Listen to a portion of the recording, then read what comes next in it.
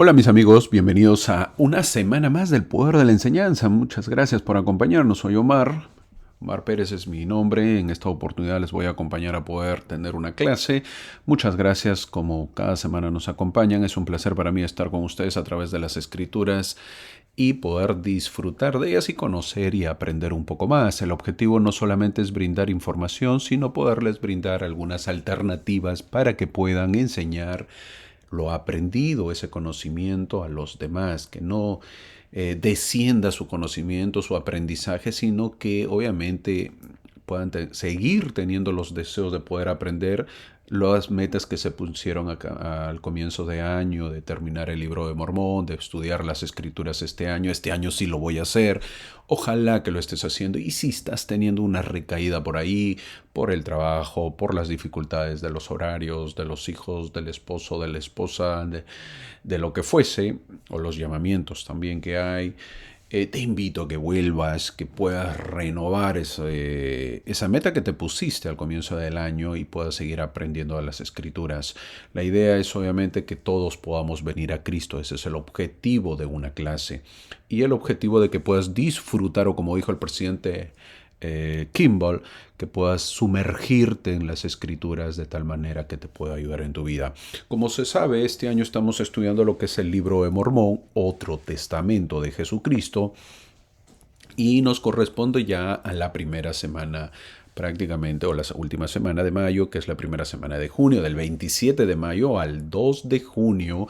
Como saben, estamos estudiando lo que es el manual Ven, sígueme, de la Iglesia de Jesucristo de los Santos de los Últimos Días. Ya estamos en el episodio 22 y nos corresponde lo que es Mosía, capítulo 25 al capítulo 28. No vamos a terminar esta semana lo que es Mosía, sino lo terminamos la próxima semana y empezamos un nuevo libro. El manual ha sugerido solamente estudiar el capítulo 25 y al capítulo 28, que viene a ser 4 capítulos. Así que bienvenidos a la clase, a empezar a disfrutar, a tomar notas, a tomar apuntes. Ojalá que, como siempre he recomendado, ojalá que ya lo hayas leído estos capítulos y de tal manera que puedas escuchar la clase. Es mucho mejor, y si no lo has hecho, pues te invito a que lo hagas de tal manera que puedas aprender y enriquecer tu estudio.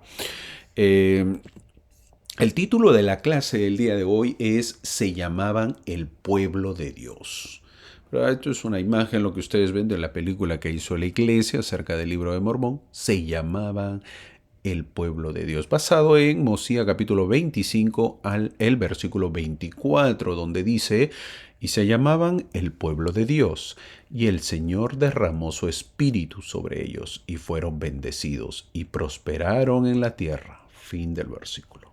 Algo hermoso, algo bonito, ser llamado el pueblo de Dios. Ojalá que nosotros también seamos llamados de esa manera. Para ser llamados al pueblo de Dios, para ser un pueblo se necesita de familias. Y para ser familia, obviamente, lo primero que tendríamos que hacer es ser llamado la familia de Dios. Que la familia Aguirre, que la familia Pérez, que la familia, cualquier familia, Ábalos, que la familia Peterson, etcétera, puedan ser llamados la familia o el pueblo de Dios, la familia de Dios. De esa manera, al haber muchas familias, obviamente que van a formar un pueblo. Así se forman los pueblos, y eso es importante. Ojalá que lo hagamos.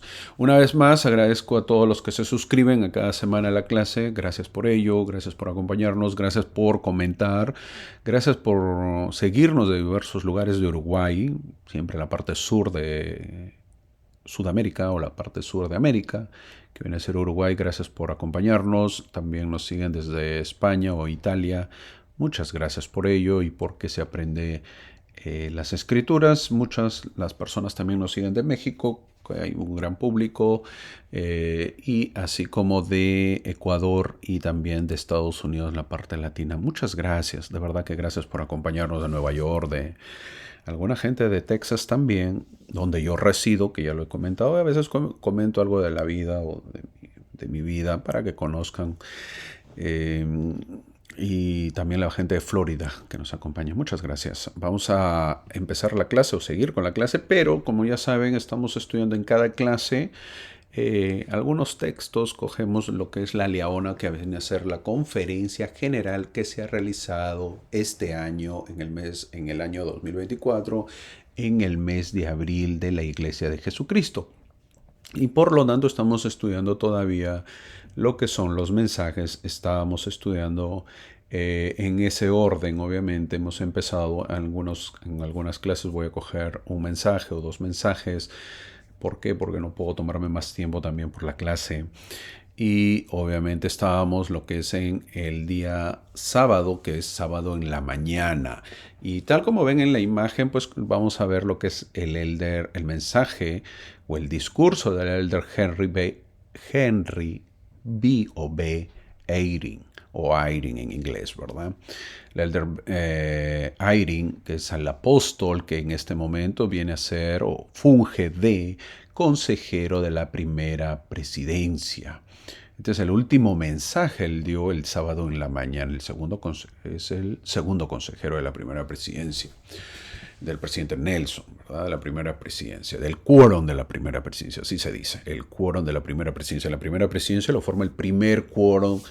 El segundo quórum es el quórum de los apóstoles. Él tiene 90 años. Su padre, como siempre lo estoy haciendo, para que conozcamos un poquito más de los líderes pues, que nos hablan, ¿no? Es bueno conocer de ellos, saber quiénes son. Algunas veces ya no lo voy a mencionar. ¿Por qué? Porque ya lo he mencionado. Pero yo creo que es bueno saber y conocer de ellos. Tiene 90 años. Su padre, el elder Eyring, es un famoso químico de Princeton.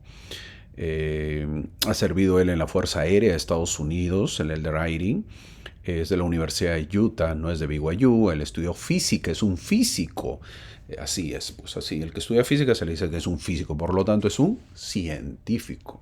Es gente que estudia pues la ciencia pura se le dice científico.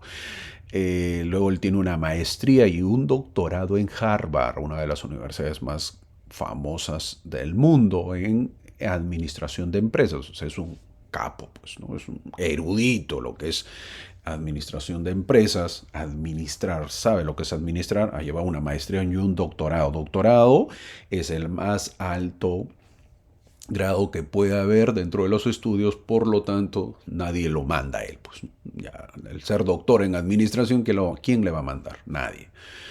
Ha llegado al grado más alto. Él ha sido rector o el principal, lo que le llaman en Estados Unidos, lo que viene a ser en el Ricks College. Presten atención a esto cuando digo Ricks College. ¿Por qué? Porque antes no era universidad. Digo antes porque así se llamaba el Ricks College. Él fue el rector de ahí. Luego, más adelante voy a hablar de repente de eso. Ahora ya es universidad, ¿verdad? El Ricks College pertenece a la iglesia, pertenece todavía a la iglesia, pero ya no es college, sino ahora es universidad. Eso es un grado menos que la universidad o algo que sirve, el college sirve para poder entrar a la universidad que quiere seguir los estudios. Él también ha enseñado en el Middle Massachusetts Institute Technology. Es un grande el MIT aquí en Estados Unidos. Si te gustan los números, puedes entrar ahí todo lo que es la parte de computación, la parte electrónica, la parte científica, todo lo que es en el MIT. Y le ha enseñado ahí, imagínense, o sea, no es cualquiera, ¿verdad? También ha enseñado en Stanford, una de las universidades también más importantes del mundo. Es decir, que el elder sabe, pues, ¿no? Hablar con él no estás hablando con cualquiera. Es un hombre muy, muy, muy preparado. Hago esta mención porque a veces es bueno conocerlo. Cuando la persona tiene más estudios o no tiene estudios, yo no digo que solamente los que tienen estudios deben ser apóstoles o no, sino que si alguna vez llega a tu país, pues el elder Eyring, imagínate la experiencia que tiene y te va a contar o te va a explicar o te va a dar un mensaje basado en esas experiencias y con causas o con fundamentos y sustentaciones de ello. Cuando la persona tiene ese conocimiento, pues tiene mucho sustento. A eso es lo que yo iba. Llamamientos también ha tenido muchísimos, pero más en el campo de la educación de la iglesia. Es decir, el sistema educativo de la iglesia. Es un erudito, un hombre sabio. Ha sido consejero de la primera presidencia, como lo dije, hasta el día de hoy. Y yo también busqué un poquito su información para ir conociéndolo, bueno, hace tiempo cuando lo llamaron, y para ver si ha sido misionero, pero al parecer no fue misionero, porque él fue militar y obviamente sirvió a la Fuerza Aérea de los Estados Unidos y parece que ahí fue misionero de distrito en la base militar. ¿No? Por cierto, se reunió con el Papa, tal como ven en la imagen de la derecha, con el Papa Francisco de la Iglesia Católica, el líder supremo de la Iglesia Católica. Y obviamente ahí lo ven en la parte derecha, es uno de los apóstoles que se reunió con el profeta, y en la parte izquierda lo ven ahí junto a su esposa, es el Elder Eyring. En la línea de antigüedad eh, es el segundo, pues, ¿no? Es en la línea de antigüedad, pues, se puede decir que él es no el que le sigue al profeta, pero él está un poquito después del Elder Holland. Sigue él, después del Elder Holland. Es en la antigüedad. Ahora, el Elder Eyring, ahora sí entrando a su mensaje, el Elder Eyring cuenta la historia que pasó cuando él fue rector del Ricks College. Estamos hablando de, como le dije, de lo que es ahora la Universidad Brigham Young, Idaho. Así se llama el día de hoy. Si es que lo buscan en Google, lo van a encontrar así, porque ya no encuentran Ricks College, sino encuentran ahora el nombre es Brigham Young, Idaho. La BYU, o Universidad Brigham Young, la abreviación es BYU, tiene pues en Provo, que es la central, que es la más grande, tiene en Idaho y tienen en Hawái. En Hawái también tiene, bueno, también tiene en Jerusalén, ¿verdad? Pero en Jerusalén es más pequeño. Entonces son como las sedes de ello. Él contó que cuando él fue rector ahí en la universidad, en Ricks College, él vivía en Idaho y fue al templo. Una de esas oportunidades se le invitó a un templo, a un sellamiento de una amiga, y dejaron a sus hijos con una niñera. Él cuenta eso en su mensaje, y en el templo se enteraron, mientras estaban en la sesión del templo del sellamiento, ellos se enteraron que la represa, pues, que estaba cerca en Idaho, se había derrumbado. Y obvio, una represa es algo que sostiene el agua para dar electricidad normalmente, para controlar el agua, para que sirva para los regadíos del pueblo o de la ciudad, y obviamente lo usan también como generadores de electricidad.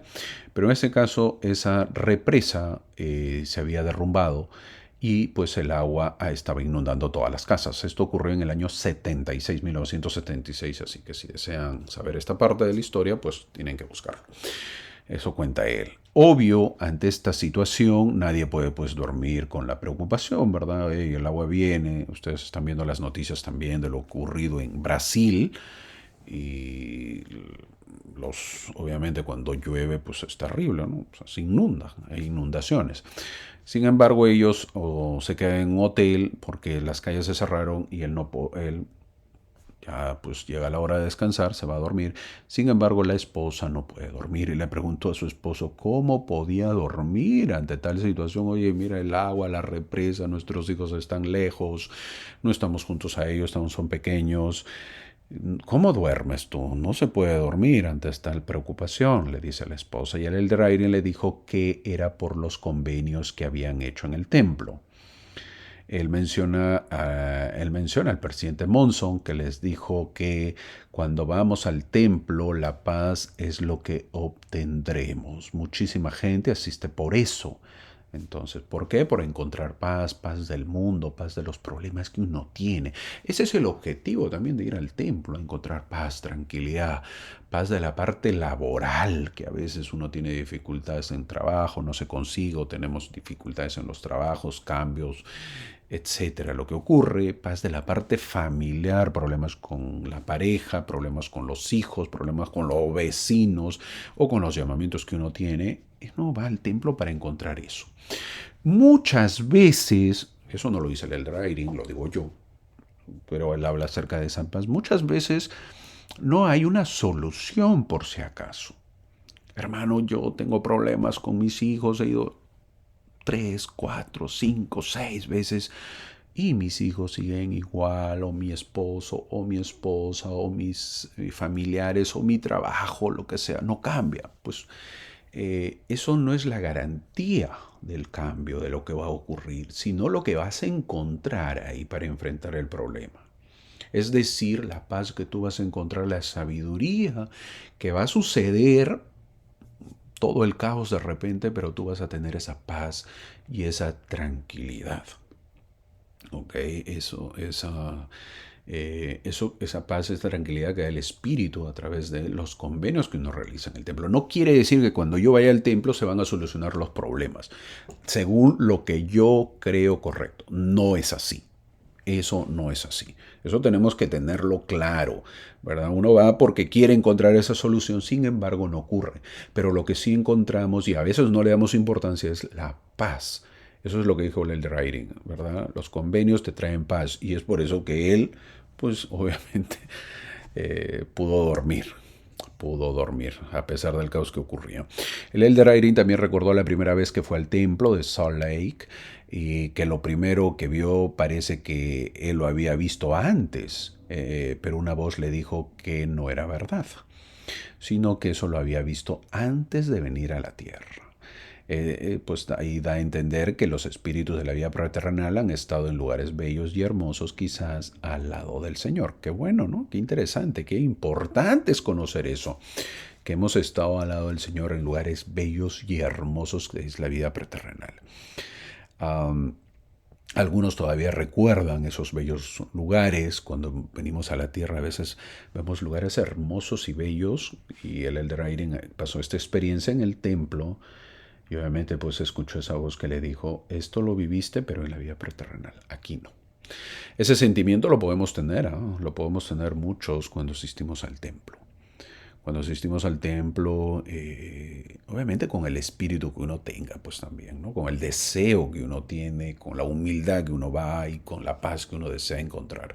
Luego el Elder Irene recuerda citas del presidente Nelson que nos invita a asistir al templo para realizar convenios. Una vez más, casi todos los mensajes, si se han dado cuenta, del sábado en la mañana han hablado de convenios, realizar convenios. Ahí uno puede sacar, ¿no? Sacar la conclusión. Nos invita a que visitemos más seguido el templo para continuar haciendo convenios. Vamos a tener al Espíritu Santo cuando lo hacemos. Esos convenios que hagamos nos ayudará, pues, ¿contra qué? Contra el egoísmo, dice, y el orgullo. Eso nos ayuda a ser más humildes, a pensar más en los demás y a pensar menos en nosotros y a ser más humildes. Ahora también menciona que todos tendremos desafíos y pruebas, pero al asistir al templo pues podemos tener la guía del Señor. En el templo vamos a tener guía, dejemos que esa guía fluya, pues, ¿no? Y no vayamos para que se haga lo que nosotros queramos. Es lo que lo dije al comienzo. El futuro lo conoce Dios y es quien nos va a dar la guía. Nos va a dar la guía. Es decir, en resumen, si yo voy al templo por buscar algo, no quiere decir que se va a solucionar. No siempre se va a solucionar, pero sí nos dará la paz y la guía para sostener, para ser fuerte ante tal adversidad que va a venir. Eso tenlo por seguro que va a ocurrir. No siempre, no digo que nunca, pero no siempre se va a solucionar como tú deseas. No, no es así. ¿Verdad? Gran consejo. Eso es un gran consejo porque cometemos el error. Hermano, yo voy al templo y no encuentro respuestas. Ahí está, pues. Este mensajito te puede ayudar para que lo entiendas mejor el propósito de visitar al templo y de hacer convenios con el Señor. Gran mensaje que da el Writing, obviamente un hombre muy inteligente, con mucha sapiencia, con mucha sabiduría, que nos comparte un poco lo que él ha vivido. Luego vemos... Ya esto es la sesión del sábado en la tarde. El primer mensaje fue el elder David A. Bednar o David Bednar. Si ustedes se dan cuenta, yo trato de poner fotos pues diferentes, ¿no? En la parte izquierda es así se le presenta en la iglesia, ¿verdad? Como una autoridad general, pues obviamente con su terno, su saco, su traje, ¿verdad? Como se ven. Pero yo también pongo ahí en la lámina derecha, miren, así se ve, porque son personas pues que salen con sus familias y son personas normales, para que veamos a los líderes que hacen otras cosas también. Así que espero que les guste. Espero que les guste y que conozcan otras facetas. El apóstol es apóstol, el Elder Bednar, desde el año 2004, o sea que ya tiene 20 años en el apostolado, ya tiene 20 años, rápido pasó, pensar que en el 2004 lo llamaron. Él es de California, él sí estudió en la BYU, fue profesor de administración también en la Universidad de Texas, es decir, estuvo acá en Texas, en el estado de Texas, también en Arkansas, y luego ha sido presidente de la BYU Idaho. Les hablé del presidente anterior, el mensaje del Elder Eyring, que fue rector en el Ricks College. El Ricks College luego se convirtió en la Universidad Brigham Young, Idaho. Justamente el Elder Bernard lo hizo. El Elder Bernard es quien estuvo en el cambio del Colegio Ricks a la Universidad Brigham Young, Idaho. Fue durante su periodo que se hizo el cambio. Fue misionero en Alemania. Él sí sale ahí en su historia, en su hoja de vida, que fue misionero en Alemania. Parece alemán también, por cierto, ¿no? En su mensaje él nos cuenta, ahora sí hablando de su mensaje, él nos cuenta la quietud que podemos encontrar en el templo. Una vez más él menciona el templo, y que una periodista dice que cuando hicieron las puertas abiertas también lo experimentó cuando hicieron esas puertas abiertas. En una parte del templo le dijo que mantenga el silencio, y la periodista sintió obviamente que la quietud que había en ese lugar. El Elder Bernard nos cuenta que en el templo nos recuerda que en el tiempo de José Smith los santos pasaron persecuciones, pero que el Señor les aconsejó a estar tranquilos. Significa confiar en Dios y que lo recordemos una vez más, ¿verdad? El mensaje del Elder Eyring, que vimos anteriormente, nos va a encontrar paz. El Elder Bernard nos menciona también confiar en Dios, y que lo recordemos de esa manera nos podemos edificar y obviamente vamos a estar más tranquilos. El Elder Bernard nos pide que podamos edificar nuestro fundamento en la roca que es en Cristo. Y la mejor manera es que vamos a estar mejor fundamentados si hacemos los convenios y ordenanzas en el templo. Una vez más, convenios y ordenanzas en el templo. Miren, se repite. Ese es el tema principal ya van de varios mensajes. Es en el hogar donde podemos aprender a edificar nuestro fundamento, nos dice el Elder Bernard, pero que cuando salimos a la iglesia o al templo y al regresar al hogar es donde más lo fortalecemos, ¿verdad? Aprendemos en la iglesia y en el templo, pero al llegar al hogar es donde más lo fortalecemos o debemos fortalecerlo. El Elder Bernard nos aconseja que siempre pues edifiquemos sobre la roca que es Cristo. Grandes mensajes, ¿verdad? Muy buenos mensajes. Trato de resumirlo, no puedo extenderme más porque ya pues han pasado casi más de 20 minutos de la clase, no puedo más. Sigamos ahora sí, nos metemos a la clase, nos corresponde lo que es en promedio, tal como vemos ahí, casi 5 hojas, que las cuales vamos a estudiar de Mosía capítulo 25 al capítulo 28. Espero que tengas el tiempo suficiente de poderlo leer. No es mucho, nos van a venir un poquito más largo, pero yo creo que está acorde para poder leer en la semana. Voy a poner una vez más el mapa. Ok, entramos a la clase, voy a poner una vez más el mapa para ubicarnos y saber cómo vamos en la historia y saber dónde estamos, si te has perdido. Creo que este mapa ya nos hemos grabado, ¿verdad? Porque lo he puesto varias veces.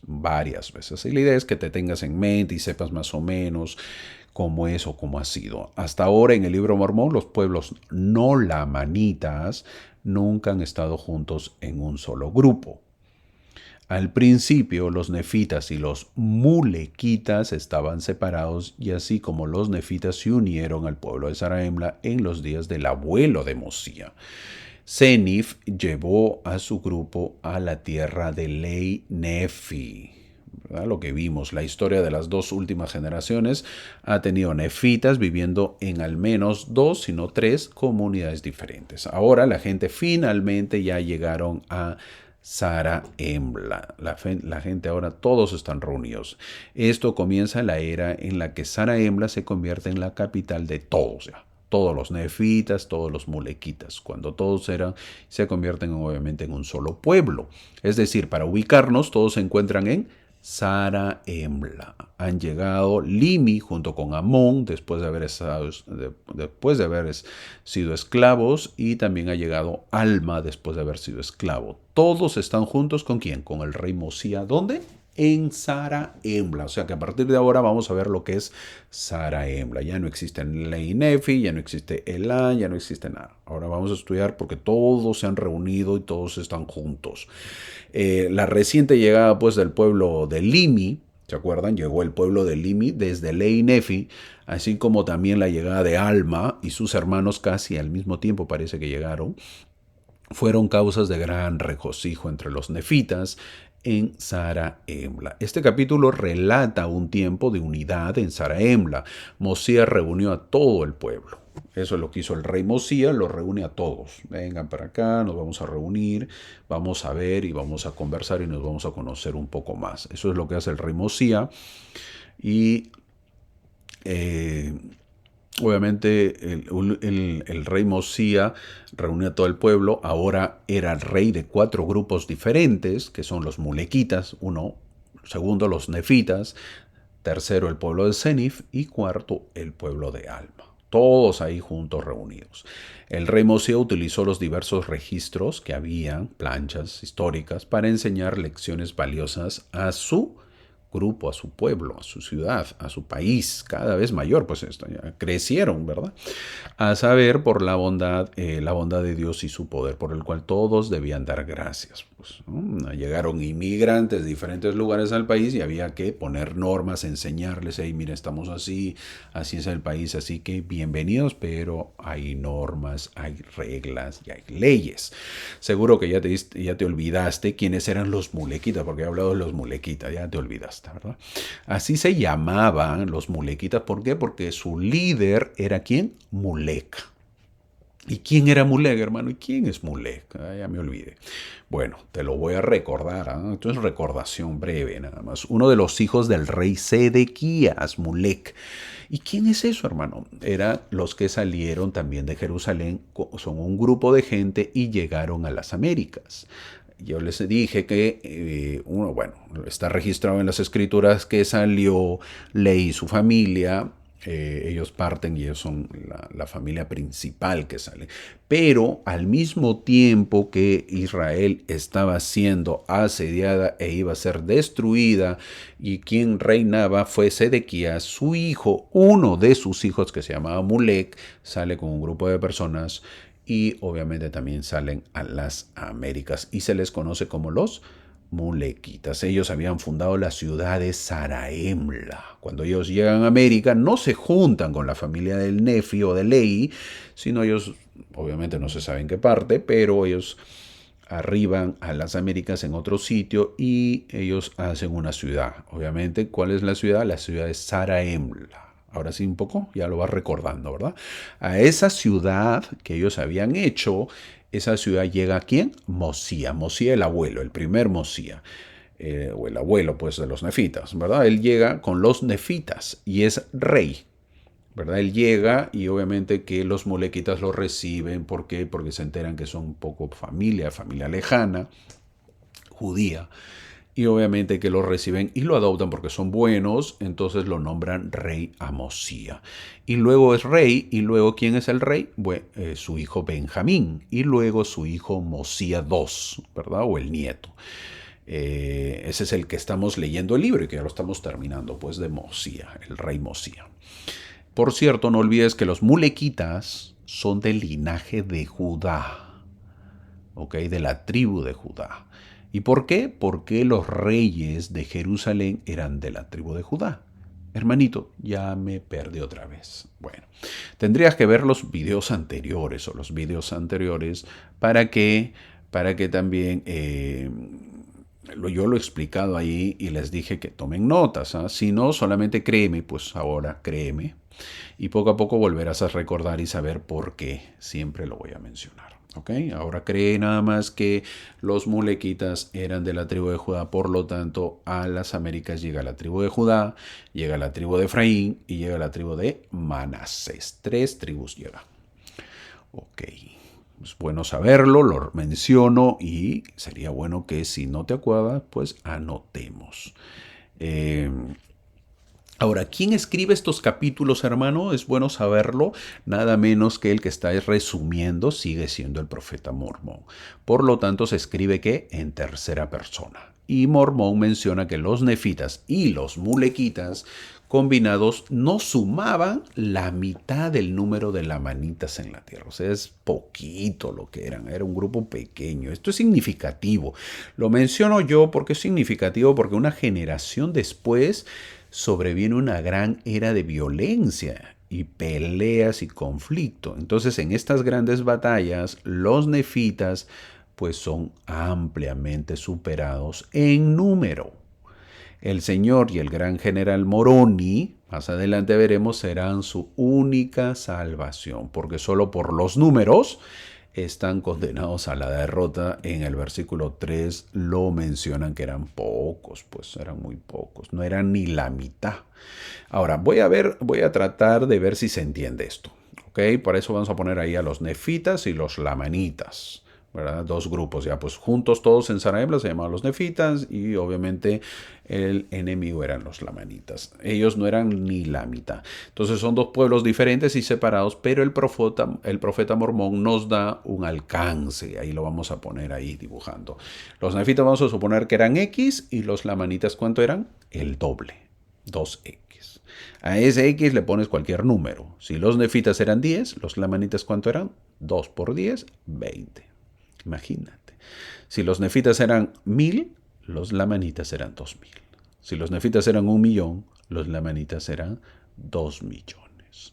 Pero, ojo, estoy siendo buena gente, porque Mormón dice que los nefitas no eran ni la mitad. Es decir, los lamanitas eran ¿qué?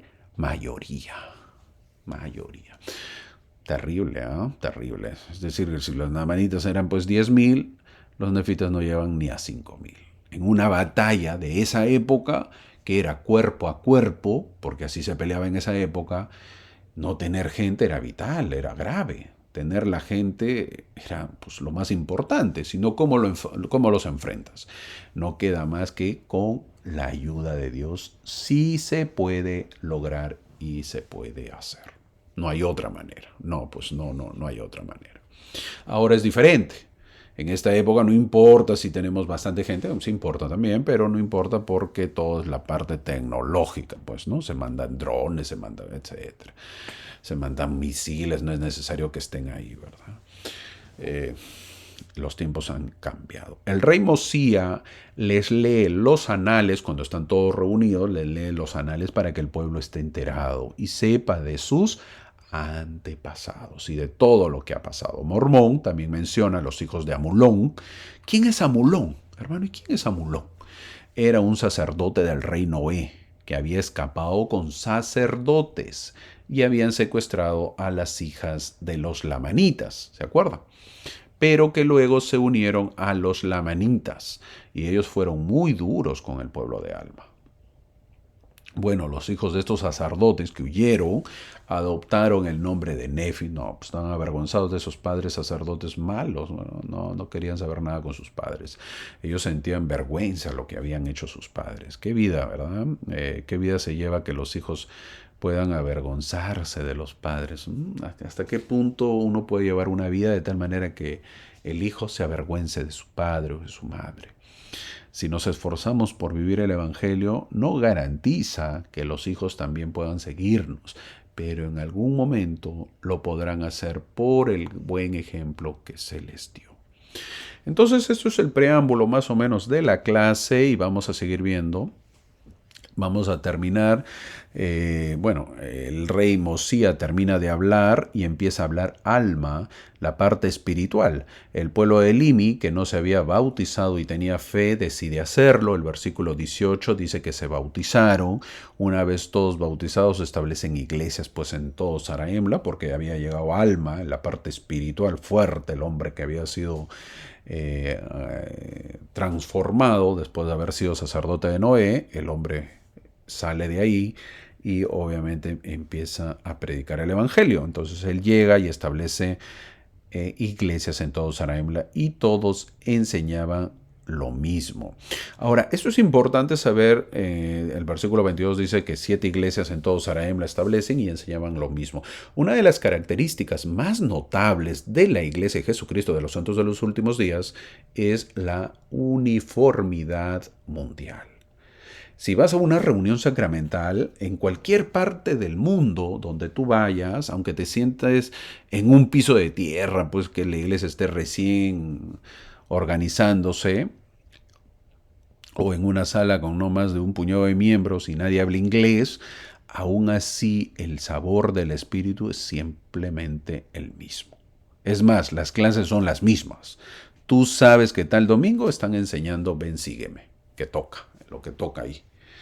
Así fue en los días de Alma, porque los sacerdotes tenían cuidado de no enseñar algo que no estuviera en el programa.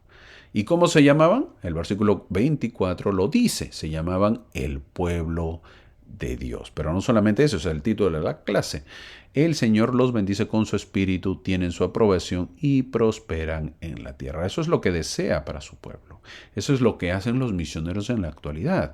Predicar para llevar las buenas nuevas y establecer el pueblo de Dios. Es algo bonito. Eso es cuando se llaman el pueblo de Dios. Pues yo me cambio, me voy a otro lugar, voy a visitar a un familiar y en ese lugar me voy a la iglesia, averiguo y se enseña lo mismo, las reuniones son las mismas, hay la Santa Cena. Eso yo te doy testimonio también porque he visitado tantos barrios, bueno, he sido casi gitano visitando, estando en varios sitios. Conozco varios lugares, varias capillas que he ido, varios barrios. Y obviamente las reuniones son las mismas. Obviamente la forma de enseñanza varía, el maestro, porque hay buenos maestros, hay más maestros más o menos, etcétera. Pero la enseñanza es la misma. Tú llegas a un barrio y dices, esto se está enseñando, hoy día toca clase de Ven, sígueme, y la clase de Ven, sígueme. Toca la Sociedad de Socorro, el Quórum del Derecho, y pues te vas a esa aula. Entonces, se repite, eso es cuando uno se convierte en el pueblo de Dios. Es algo hermoso y bonito y eso es lo que hacen pues nuestros buenos misioneros. Entramos al capítulo 26, años más tarde, la nueva generación comienza a mostrar apatía, disgusto e incredulidad con respecto a la religión de sus padres y por lo tanto a separarse de la gente de fe. El versículo 1 dice la nueva generación, qué bonito, por eso lo marco ahí con rojo, la nueva generación. Las nuevas generaciones muchas veces pues son un problema. Y en este caso dice que los que eran niños en el tiempo de Benjamín, ¿te acuerdas cuando dio el mensaje, el rey Benjamín, un poderoso mensaje? Esos niñitos, ¿verdad? Ya crecieron, es decir, ellos no recordaban lo que había dicho a Benjamín. Lo recordaban a Benjamín, pero no se acordaban lo que había hablado el rey Benjamín. Y no creían pues lo que sus padres creían. ¿En qué no creían entonces? En la resurrección y la venida de Cristo. Eso dice el versículo 2. ¿Y por qué? Porque no lo entendían, dice el versículo 3. Simple y claro. Y tenían los corazones duros, obviamente. Obvio que no se querían bautizar ni querían invocar al Señor su Dios, dice el versículo 4. El presidente Eyring, que es miembro de la primera presidencia, que hemos leído hoy día el mensaje, de su mensaje, enfatizó la necesidad de enseñar a los jóvenes de la iglesia a creer en Dios. Él dijo, ningún cargo en el reino es más importante que edificar la fe en los jóvenes. Cada niño de cada generación elige la fe o la incredulidad. La fe no es una herencia, es una elección. La fe no es una herencia, es una elección. Los que creyeron en el rey Benjamín lo aprendieron. Eso lo aprendieron. Muchos de sus hijos optaron más tarde por no creer. Pues, las escrituras dan como razón porque no querían invocar al Señor su Dios, dice en Mosía capítulo 26, versículo 4. Fin del comentario del Elder Eyring. Es decir, tú puedes tener mucha fe. Tu padre puede tener mucha fe, pero no quiere decir que tú lo vas a heredar. La fe no se hereda. Es una elección. Tú tienes que elegir tener fe o no tener fe. No lo puedes hacer heredar. Lo único que puedes hacer es enseñarle y la persona decidirá si elige la fe o no. Pero no lo podemos ser. Oh, yo soy un gran hombre de fe, soy un excelente maestro, por lo tanto mis hijos también lo serán. No es así. No, yo soy un máximo líder, por lo tanto mis hijos también lo serán. No es así. No es así. Por lo tanto, nosotros tenemos que enseñarles para que ellos puedan elegir lo correcto. Ahora, aquí vemos cuando se enseña, obviamente pues ahí están los niños, ¿verdad? Aprendiendo, es la única manera. Entonces la pregunta es, ¿qué pasó? ¿Esto aplica en la actualidad? Nos preguntamos, mientras que los adultos no habrían podido negar lo que sentían porque habían oído el poderoso mensaje del rey Benjamín, ellos fueron sacudidos por ese tremendo mensaje, los niños, los pequeñitos, no tenían pues recuerdos tan poderosos en los que se deberían basar sus creencias. No, dijeron, pues ¿quién será Benjamín? Ya pasó del viejito, sí, yo me acuerdo, era buena gente, pero gracias, y yo no creo. Por supuesto que aplica esto en la actualidad. Los padres muy creyentes y los hijos muy incrédulos, ¿aplica o no aplica? ¿Sucede o no sucede? Esto es un conjunto de varios puntos con los que debemos atacar. Primero, los padres, si dejamos que los hijos no vayan a la iglesia, nosotros ya vamos cediendo a los problemas futuros. Claro y directo. Si nosotros permitimos que los hijos no van a la iglesia, ya vas teniendo problemas al futuro. Es que mi hijito, hermanito, obispo, mi hijito pues tiene el albedrío y no quiere venir a la iglesia, o no quiere ir a seminarios o a las actividades de los jóvenes. De esa manera los padres poco a poco van ¿qué? Cediendo, y los hijos ven que hay contradicción en los padres porque ese mismo criterio no aplica ¿a qué? A los estudios o a la escuela. El hijo tampoco quiere ir, pero el hijo o hay algún hijo que quiera ir a la escuela. Muy pocos son los que quieren ir a la escuela, la mayoría quiere quedarse, ¿verdad? Pero en eso sí los padres mandan. ¿Se han dado cuenta? Ahí sí los padres son estrictos, ahí lo mandan. Es por tu bien y por tu futuro. En la decisión de la escuela no hay albedrío. No, acá no te vas a venir a mandar, aquí me vas a la escuela. Pero qué curioso que sí hay elección en la parte religiosa. Ahí sí, no, pobrecito, ya pues quédate a descansar. Otro punto que debemos atacar es la iglesia. Ya ataqué los padres, otro punto debemos atacar la iglesia. Si pensamos que la iglesia o el obispo o los hombres o mujeres jóvenes tienen que retener al jovencito, estamos equivocados. Grave. Ellos ayudan. La iglesia ayuda, el obispado o el obispo ayuda, la presidencia de hombres y mujeres jóvenes ayudan, pero la responsabilidad es de los padres. Y los padres tenemos que ver que las actividades ayudan, pero no podemos estar pensando solo en actividades. Pues, la iglesia no es un club.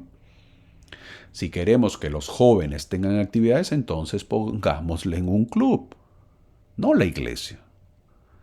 Ay, hermano, es que en vacaciones la iglesia no tiene actividades y no sé qué hacer con mis hijos.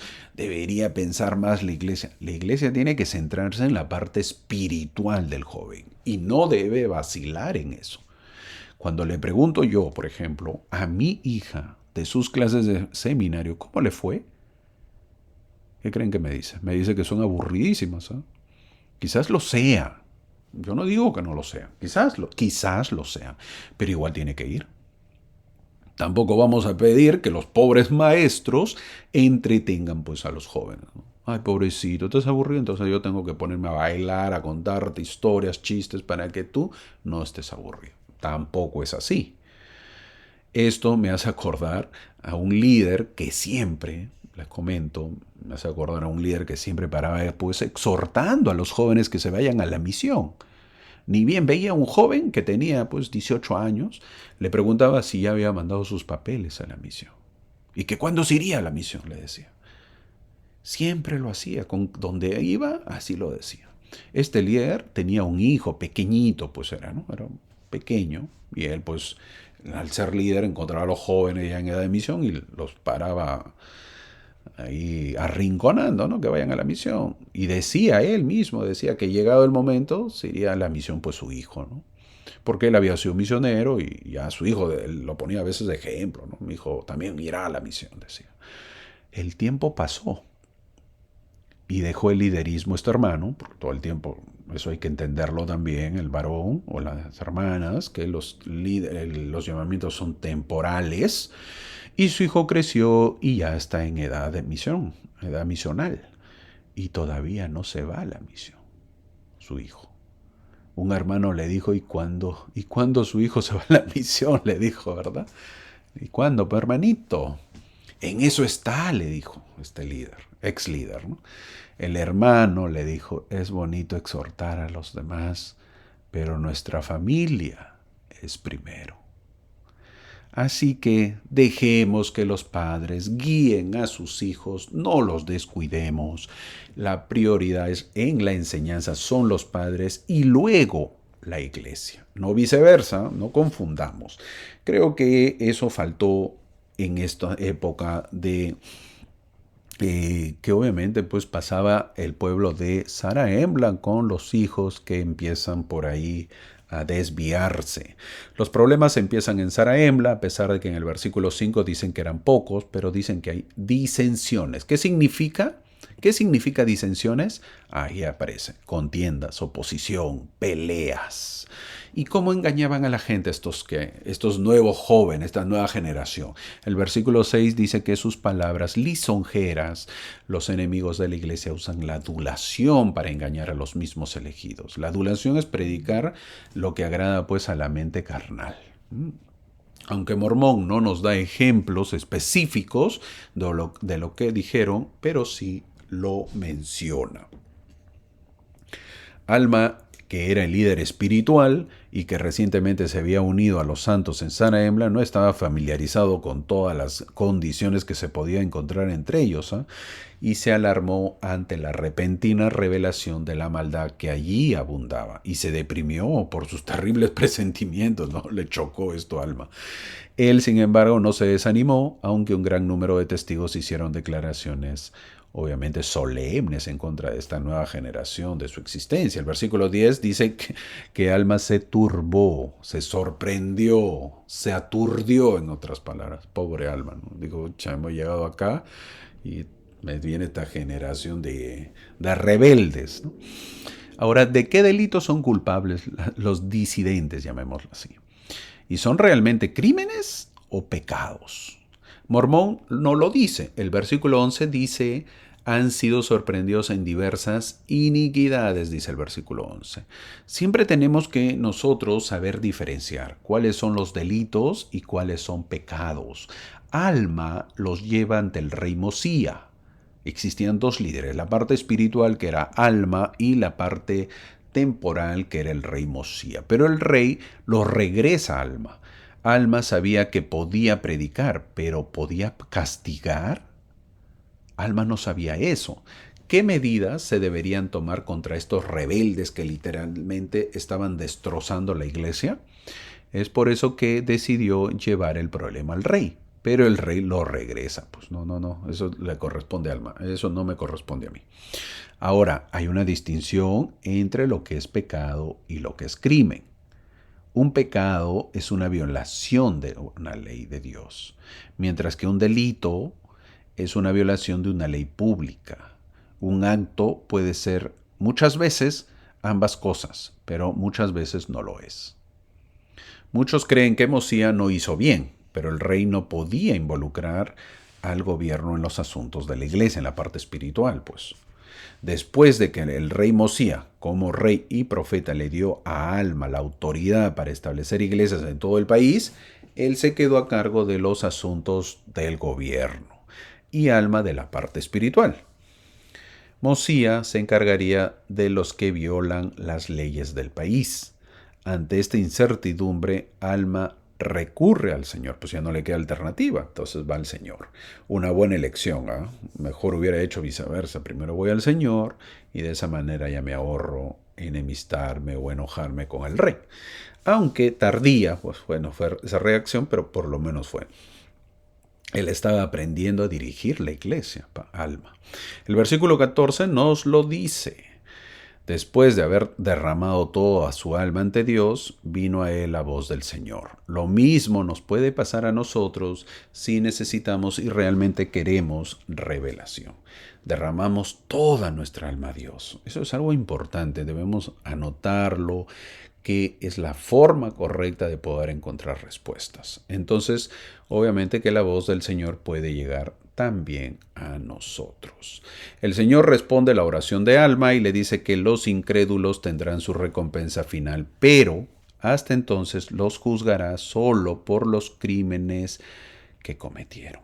En los siguientes versículos el Señor le dice a Alma por qué Él es aprobado por Dios y por qué Alma será bendecido. Los versículos del 15 al 20 que aparecen ahí se están marcando. Que el Señor te diga bendito eres debe ser pues uno de los mayores halagos escuchados, ¿verdad? Y que al final te diga tendrás la vida eterna. Es para que uno pueda sentirse pues el hombre más privilegiado. Eso le dijo a Alma. No hay mayor logro que este, recibir la vida eterna. Así que no te desanimes, mi buen siervo Alma. Yo estoy contigo, le dice. Primero lo fortalece a su profeta. Luego el Señor le dice a Alma lo que debe hacer. En el versículo 21, el que quiera oír, lo recibirás, le dice. En el versículo 22 le dice que si alguien se une a la iglesia, tiene que creer. El Señor sabía que Alma quería juzgar con rectitud al pecador y también que no quería cometer ningún error al tratar con los transgresores. El Señor está ansioso por perdonar los pecados a quienes vienen a Él y se unan a su iglesia mediante el arrepentimiento y el bautismo, lo dice el versículo 23. Si no creemos, pues habrá consecuencias, dice los siguientes versículos. El versículo 25 dice, comparecerán ante mí, y ¿qué pasará?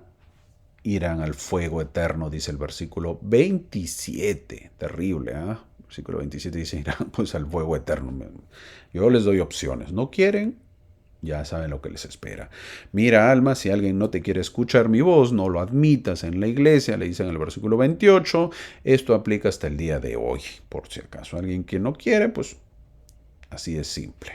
No quiere escuchar, no lo admitimos en la iglesia. Luego el Señor le está ordenando a Alma que haga lo que él dudaba en hacer, que era castigar, juzgar. Fue colocado en la posición para que le exigía emitir un juicio.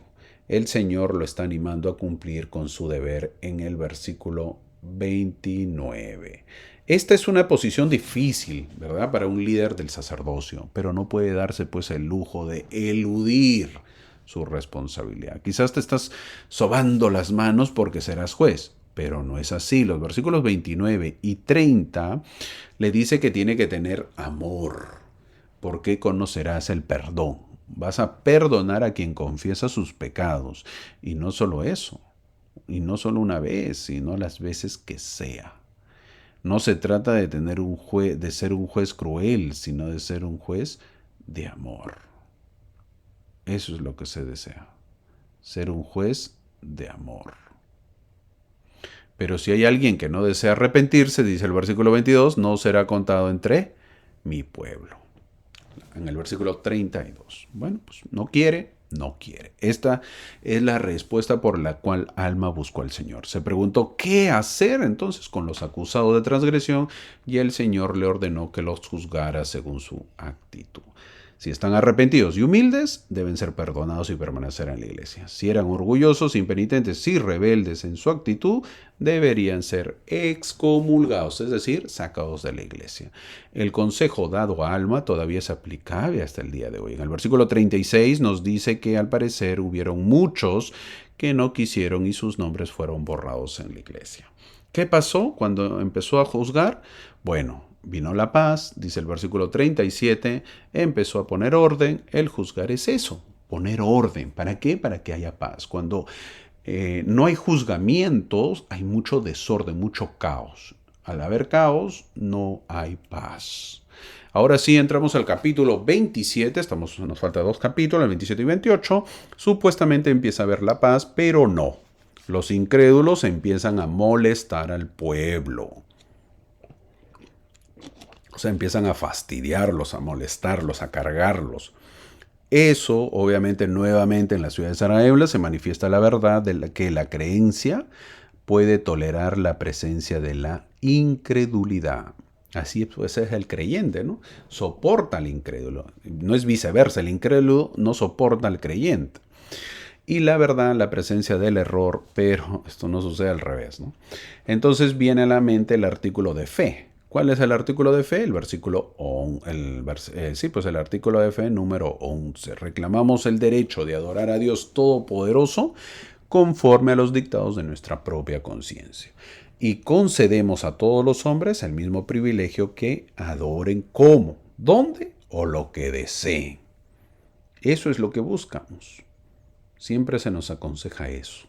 Eres líder y está debajo tu mano, no puedes negar que haya incrédulos. Es normal. Pero lo que sí nosotros reclamamos es que haya libertad de creencia. La iglesia lo pregona, es que tiene que existir libertad de culto, las personas pueden expresar sus creencias como deseen sin perjudicar a los demás. Parte del problema era el celo de ciertos apóstatas por ganarse la vida enseñando principios falsos y acusando al pueblo, alentando y justificando sus pecados. Es por eso que se especifica que todos debían trabajar para sostenerse. O sea que no debía haber privilegios. En nuestra iglesia no hay un sacerdocio profesional o no hay un sacerdocio pagado, por si acaso, ¿verdad? El profeta mormón que está recopilando información y está plasmando su resumen, él es el profeta mormón, va construyendo su historia con una serie de contrastes. Da lo bueno y luego lo malo en conjuntos enlazados. Así es Mormón, ¿no? Te dice una parte buena y ¡fum! Te lanza la otra parte mala. El pueblo encontró la paz porque lo nombraron, sí, pero empezó la disensión, la discusión, la nueva generación creció. Así es los relatos de Mormón, lo vas conociendo. En este caso particular parece probable que el equilibrio de este periodo de paz y prosperidad sea la próxima rebelión de ¿quién? De los hijos, que ahorita ya vamos a ver, de Mosía y el hijo de Alma, que viene a ser Alma hijo. Así es, así empieza. El versículo 7 dice que al haber paz, el Señor los visitó y empieza a prosperar tanto en número como en riqueza, dice el versículo 7. Ahora el profeta mormón nos contará una historia particular, pero antes de eso, ¿alguna vez has escuchado la frase tenemos una gran juventud en este barrio, excepto el hijo del obispo? Muchísimas veces no es raro que los hijos de los líderes tengan dificultades. En muchos barrios hay. Para todos aquellos obispos que tengo de amigos y líderes destaca que han tenido o tienen hijos descarriados, hay consuelo al saber que no están solos. No están solos mis buenos amigos y mis buenas amigas que son presidentas de sociedad de socorro, presidentes de mujeres jóvenes o hermanos que están con dificultades. Hay consuelo al saber que no están solos. Irónicamente, este problema ha estado presente durante mucho tiempo. Los hijos descarriados son desgarradores para los padres justos, pues. Para Alma y Mosía debe haber sido aún peor debido a sus altos cargos que ellos tenían. Sus hijos de Alma y de Mosía ocupaban una posición influyente. A partir del versículo 8, Mormón presenta los personajes principales. Bien, esta historia la pudo obviar. ¿Por qué lo contó Mormón? Es la pregunta. Mormón debía pensar que Alma y Mosía eran líderes como él, ¿verdad? Pero no pudo negar la realidad. No mejora la situación si lo hubiera ocultado. Sino la idea es ver cómo enfrentar y mejorar. Por eso Mormón lo menciona. Él menciona ¿por qué? Porque desea que el pueblo cambie, el pueblo mejore. No lo cuenta como chisme, no lo pone en las escrituras como un chisme o para que se enteren. Miren, conozcan, ustedes que van a leer el libro de Mormón, mis planchas algún día, conozcan cómo eran los hijos de Mosía y de Alma. No, la idea es aprendan. Ese es el objetivo. Mejoremos. La idea es ver cómo enfrentar y mejorar. Mormón lo menciona que los hijos de Mosía y uno de los hijos de Alma están contados entre los incrédulos, dice el versículo 8. Muchos conocen ya esta historia o sabían. La atención se centra en Alma, el hijo de Alma, en este punto porque la historia de su conversión dominará la historia. Alma no es simplemente un incrédulo, es un hombre malvado e idólatra. ¿Y qué significa malvado? Podría describir cualquier cantidad de pecados posibles. Pero ¿por qué idólatra? Imagínense, idólatra con el papá que tenía.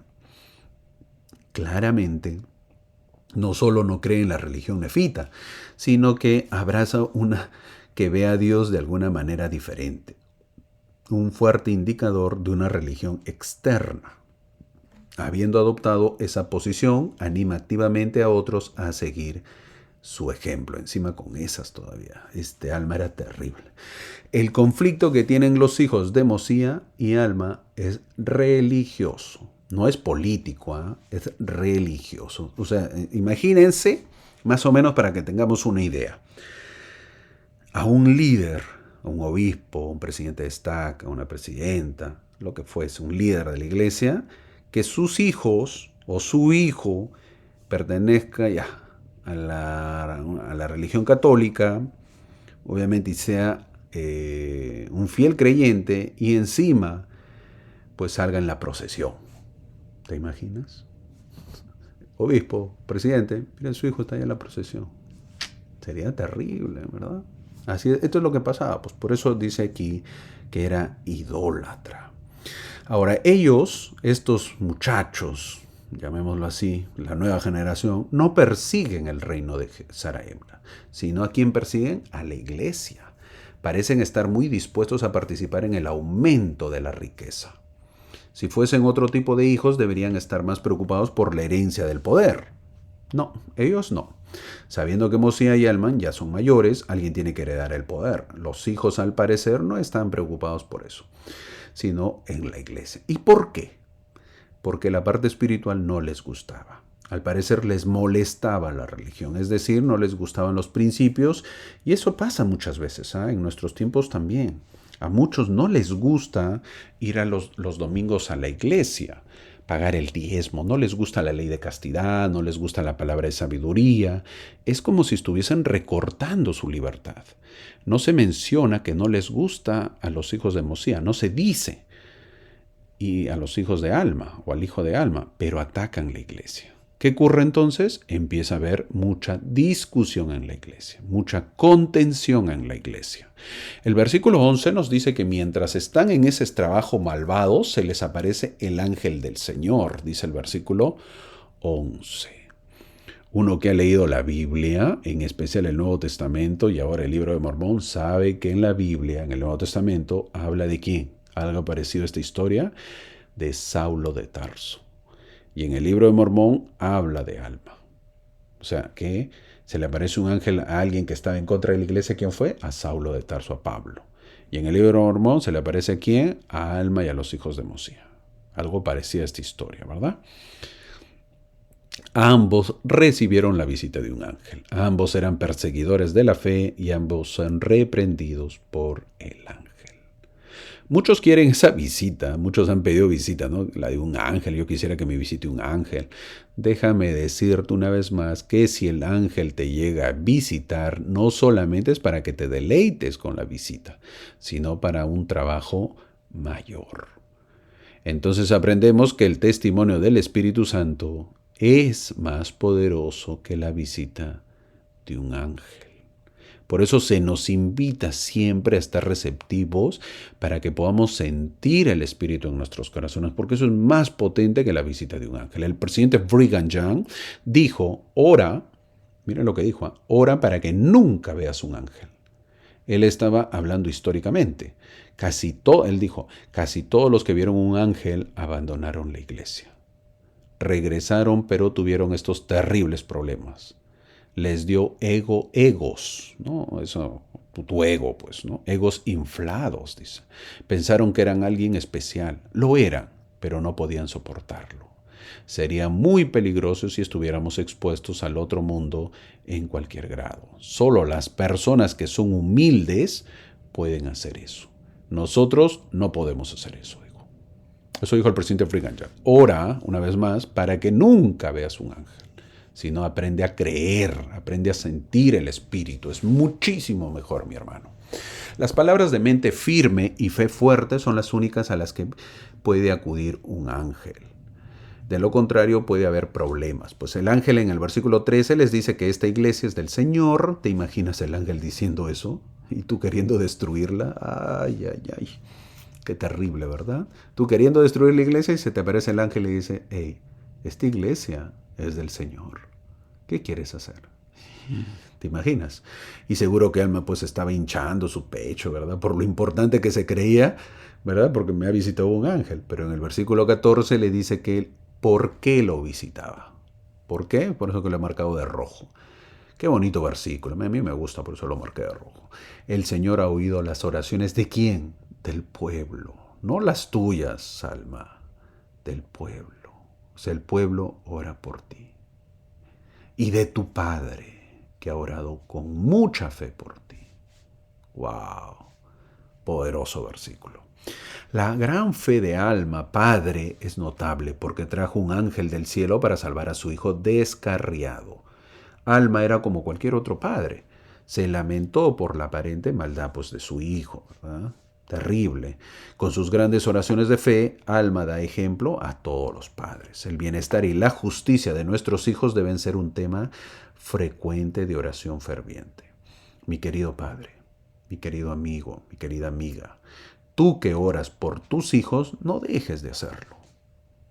Jamás dudes, jamás te des por vencido, jamás pienses que no son oídas tus oraciones. Ten fe, mi buen amigo, ten fe y no desfallezcas. En algún momento el Señor te ayudará. En el versículo 16 le dice, Alma, sigue tu camino, no trates más de destruir mi iglesia. Si quieres ser desechado, no hay problema, pero hazlo tú solo. El ángel le dice a Alma que es libre de ir al infierno si así lo desea. Pero el ángel le dice que el Señor no le permitirá llevarse a la iglesia con él. Esto se llama albedrío. El Señor respeta nuestro albedrío, nuestra decisión. En realidad fue una experiencia traumática, muy fuerte. Cayó al piso, Alma. No se podía mover, no podía hablar. ¿Te imaginas? Mormón narra la felicidad de su padre, de Alma, al enterarse. Pues en el versículo 20 dice que su padre se regocijó. ¿Qué habrá dicho Alma, no?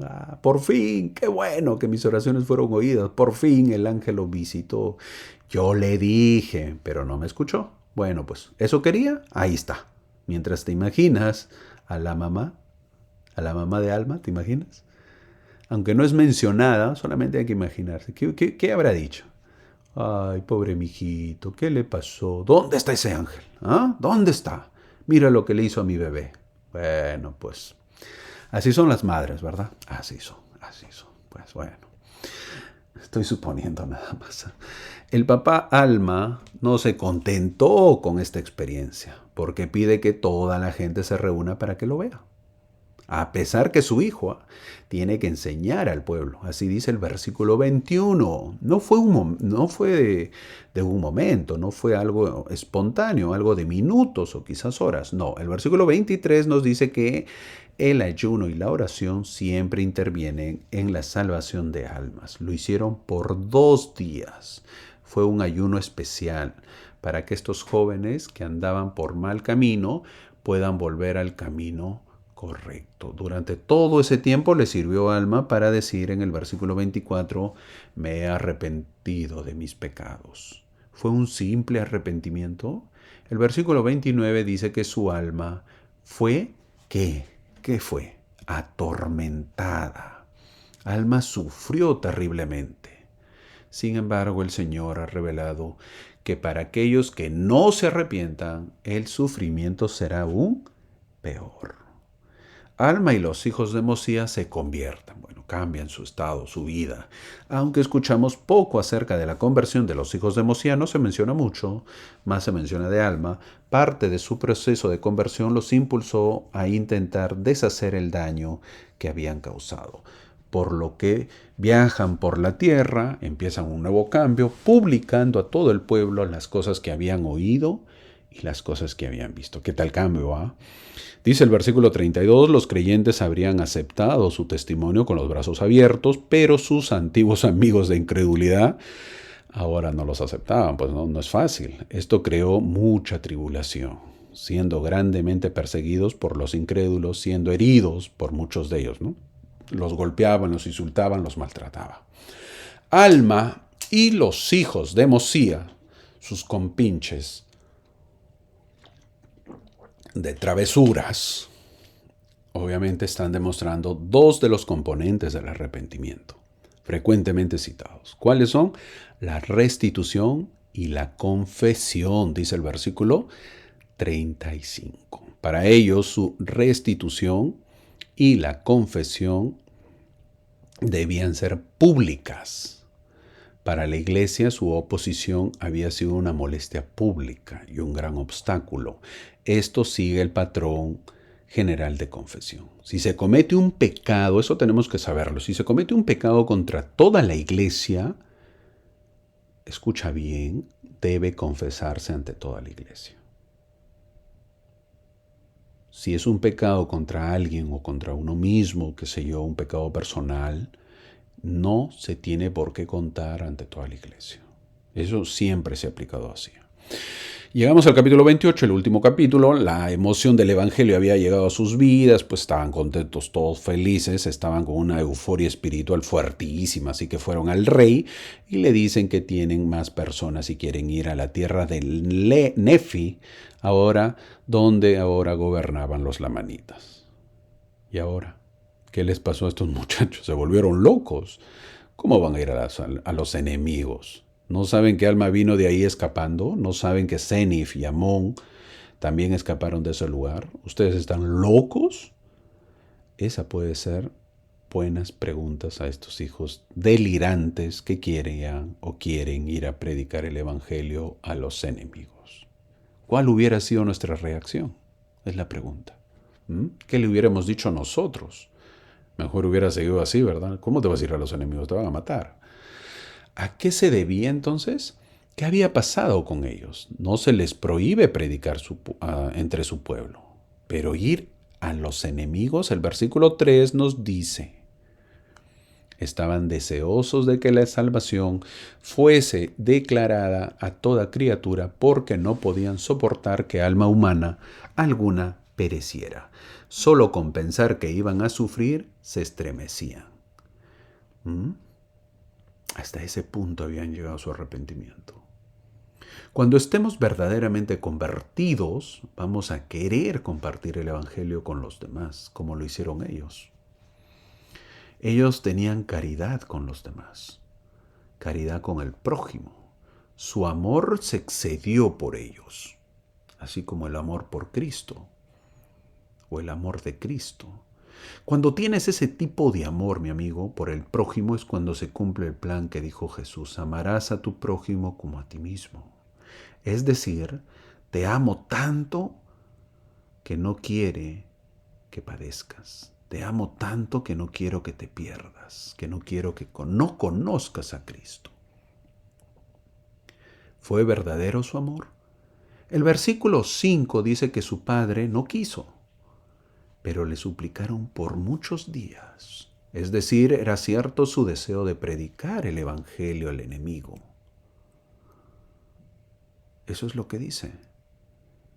Los hijos de Mosía demuestran que los pecadores más viles pueden llegar a ser los instrumentos más útiles del Señor. La pregunta siempre es, ¿qué harías tú? ¿Qué haríamos nosotros? ¿Los dejaríamos o no? ¿Te imaginas decirle a tu esposa o que la mamá diga, se van a predicar a los enemigos? Tú eres loco que tienes. Mis hijos, no. Irás tú, sí, pero mis hijos no van. ¿Mm? O quizás solo un deseo desmesurado de un joven. La locura de un joven quizás. La decisión alocada que tomaban en ese momento. El rey hizo lo más correcto. ¿Cuál es? Consultar al Señor, dice el versículo 6. Hermano, anótalo. Cuando tengas una decisión difícil, ya sabes lo que tienes que hacer. ¿Y qué contestaría el Señor que conoce el corazón de nosotros? Déjalos ir, y yo los libraré de los lamanitas, dice el versículo 7. Saber que el Señor lo aprueba da tranquilidad al alma intranquila y debe haber consolado a esa madre de estos jóvenes. Saber que sus hijos serán librados de las manos de los lamanitas. Al ir a predicar el Evangelio, el versículo 10 nos dice que ninguno de los hijos del rey quería ser rey. ¿Qué? ¿Cómo es esto posible? Es decir, que el Evangelio, que ya había llegado a extremos, podríamos decir, ¿cómo van a rechazar el reinado? ¿Alguien en su sano juicio lo haría? ¿Y a qué se debía que tomen esa radical decisión? En los siguientes versículos, Mormón nos dice que el rey había tomado las planchas y las tradujo. ¿Qué planchas, hermano? El registro de los jareditas que le habían llevado. Y cuando lo tradujo, ¿cómo le fue? El versículo 18 lo dice. Este relato hizo que el pueblo de Mosías se afligiera, se lamentara en extremo, se llenaron de tristeza. Cuando los nefitas leyeron el relato de los jareditas, aprendieron lo peligroso que es cuando surge un conflicto sobre quién debería ser el rey. La causa más común de conflicto entre los jareditas proviene de los hijos que luchan por el trono. La lucha por ser rey siempre fue terrible. Siempre fue una familia luchando contra la familia. Se trataba de combinaciones secretas y asesinatos. El reino siempre estuvo dividido. Resultó la destrucción final de los jareditas. Los nefitas acababan de aprender esta importante lección, que luego lo veremos, pero los hijos de Mosía no estaban dispuestos a emprender este feo camino. Al final, en el versículo 20, dice que Mosía entregó las planchas a Alma Junior, o sea, Alma Hijo, la parte espiritual. Si a ti a veces te cuesta o crees tú que estás haciendo un gran trabajo en ir a la misión, estoy dando de mis 2 años por la misión. Sí, pero ¿qué estás dejando? ¿Qué tienes? Estos jóvenes van a la misión y dejan el reino, abandonan el reino. No le dicen por 2 años, le dicen, no, no papá, no deseamos ser reyes. Deseamos trabajar, deseamos ser parte del pueblo. Es más, vamos a ir a trabajar con el enemigo. ¿Tú te imaginas eso? Si estás pensando, ay, pobre mijito que se va en la misión, como si fuera una guerra, imagínate estos muchachos. Estos son muchachos de admirar. Es increíble su decisión que toma. Siempre que un profeta del Libro de Mormón entrega las planchas, es porque el profeta que lo entrega, en este caso Mosía, le entrega Alma, es porque el profeta en cuestión está anticipando su propia muerte.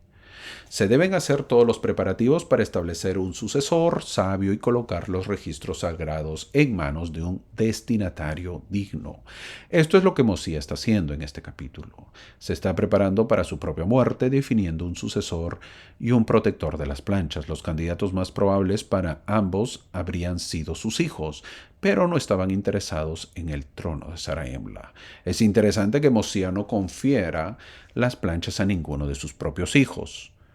En cambio, se los confiere a Alma Hijo. Esto pudo haber sido ordenado por el Señor o puede haber sido porque sus hijos ya habían emprendido sus esfuerzos misionales entre los lamanitas. Aunque sus hijos eran dignos de la responsabilidad, Mosía elige a Alma Hijo, quien no tenía planes de hacer proselitismo entre los lamanitas y por lo tanto estaría en mejor posición para proteger los registros. También llegó a ser el primer juez principal, eso lo veremos la próxima clase, y llegó a ser el sumo sacerdote de la iglesia. Así termina este capítulo, esta clase. Buenas enseñanzas hemos aprendido el día de hoy, ¿verdad? El Señor en Mosía capítulo 26, versículo 15, le dijo a Alma: bendito eres por causa de tu extremada fe, porque creíste en las palabras de Abinadí. Eso, hermano, es fe. No necesitó ver un ángel o una señal. Alma, en medio de todo lo malo que era, sus demás compañeros, él pudo creer en Abinadí, a pesar de todo lo que le costó. ¿Cuántos de nosotros también hemos creído en las palabras de los misioneros y creemos en las palabras de los profetas? Eso es fe, mi hermano. De la historia de los hijos de Mosía y Alma, muchos padres modernos obtienen consuelo y esperanza. Mosía y Alma ciertamente enseñaron el Evangelio a sus hijos. Proporcionaron hogares que probablemente estaban por encima del estándar tanto espiritual como económicamente, ya que Mosía era rey y Alma sumo sacerdote. Sin embargo, ambas familias tuvieron al menos un hijo que rechazó las enseñanzas de sus padres y siguió ideas contrarias a las creencias de sus padres. Muchos padres modernos experimentan la misma experiencia, incluso cuando sus hijos no les espera una conversión milagrosa. Los padres pueden al menos consolarse al comprender que ni siquiera los mejores padres pueden impedir por completo tales desvíos de la fe. Tuvo que venir un ángel para hacerles cambiar de camino. Uno se pregunta por qué los líderes tienen estos hijos, ¿verdad? Porque son probados de esta manera. ¿Acaso no dedican tiempo a la obra del Señor? Es una pregunta justa y correcta, ¿verdad? Todos tenemos que ser probados. Todos. No hay nadie que no será probado. Ahora lo mismo sucede con aquellos padres que han triunfado en su vida, en la vida del mundo. Hacen tanto esfuerzo en estudiar, trabajar y ser buenos trabajadores y sus hijos salen flojos, no quieren estudiar y esperan la herencia. El famoso boxeador, les comento una pequeña historia, el famoso boxeador Mike Tyson, retirado ya, campeón del mundo, dijo cuando su hijo le dijo que quería ser boxeador como él. Imagínense, el hijo de Mike Tyson le dijo a su papá que quería ser boxeador como él, pues que había sido campeón del mundo. Y Mike Tyson le dijo que si estaba loco. ¿Estás loco?, le dijo. Después de haberte yo dado una buena educación, tenido un buen hogar, casa, la mejor casa, haber estado en buenos colegios, llevar una vida acomodada y haber viajado por todo el mundo, has disfrutado. Él le dijo que jamás, así le dijo a su hijo, jamás llegarás a ser un buen boxeador. Dijo, pero papá, yo quisiera que tú me ayudes. No, jamás llegarás a ser un buen boxeador. ¿Por qué? Porque no tienes hambre, no conoces el hambre, la necesidad. Porque los que llegan al éxito, como él, eran porque hemos tenido hambre, necesidad. Y por eso yo salía como un animal al ruedo, a golpear a todos. Y eso tú no lo tienes, mi querido hijo. ¿Cuál es la conclusión de esto? Que para triunfar en la vida se requiere mucho sacrificio. Y eso indica mucho tiempo. Y eso indica muchas veces descuido de la familia. Los hijos. Y es muy probable que se descarríen. Quizás si lo aplicamos a la iglesia es lo mismo. Mucho tiempo en el llamamiento hace que el hijo se vuelva rebelde. No digo que eso suceda, digo quizás. Tenemos que ser sabios en usar el tiempo de los llamamientos para mejorar uno y para mejorar la familia, que es lo más importante. Mi hermano, demos gracias por tener estas enseñanzas. Nos da consuelo saber que no somos solo que tenemos dificultades, problemas. Nos da consuelo saber de que estos grandes hombres ya pasaron por los problemas que nosotros ahora estamos pasando. Depositemos nuestra confianza en Dios. Depositemos nuestra fe. Oremos para que esa fe crezca. Que tengamos una hermosa semana. Gracias por acompañarme y te espero la próxima semana. Muchas gracias.